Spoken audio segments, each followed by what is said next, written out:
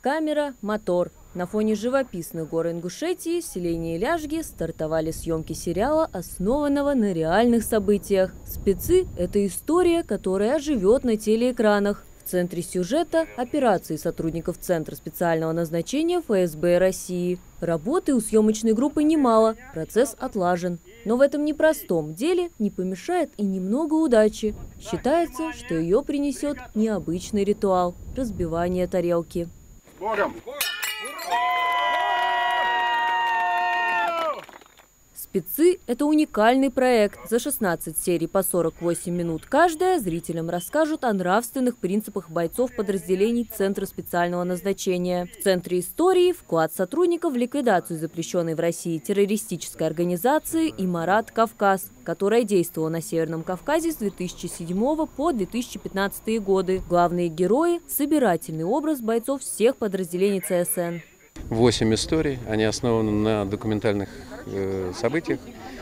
В основу легли документальные события. Планируем где-то около 2 месяцев пробыть в Ингушетии, потом у нас будет Санкт-Петербург, потом у нас будет Москва, другие локации в других регионах. В центре повествования выпускник Рязанского высшего воздушно-десантного училища Игорь Ларионов, которого играет Денис Донской. Он попадает в группу Центра спецназначения ФСБ. Его главная задача – всегда достигать своих целей. На протяжении картины Игорь столкнется со смертельно опасными миссиями. И эти, казалось бы, не связанные друг с другом события приведут героя к важной мысли. Все это – результат противостояния Запада и окрепшей после 90-х России.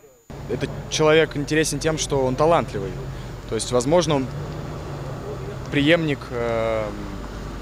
главного персонажа нашего подполковника Скат, который позывной.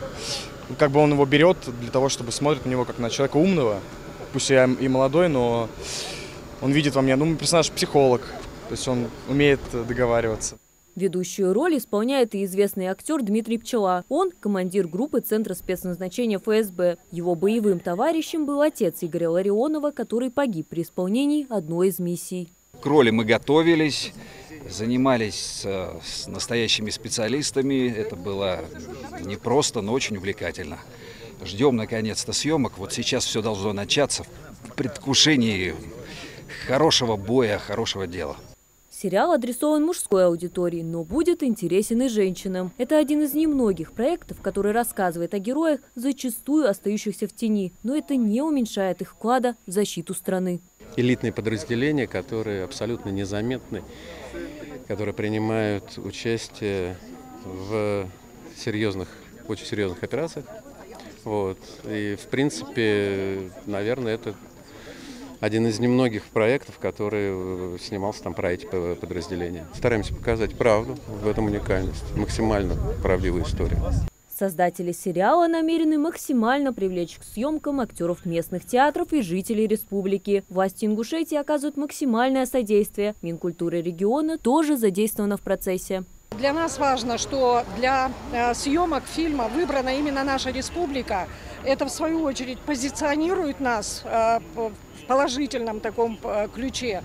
И с другой стороны, есть возможность участия совместного не только в плане предоставления локаций для съемок, но и задействования наших актеров, в том числе наших творческих сил.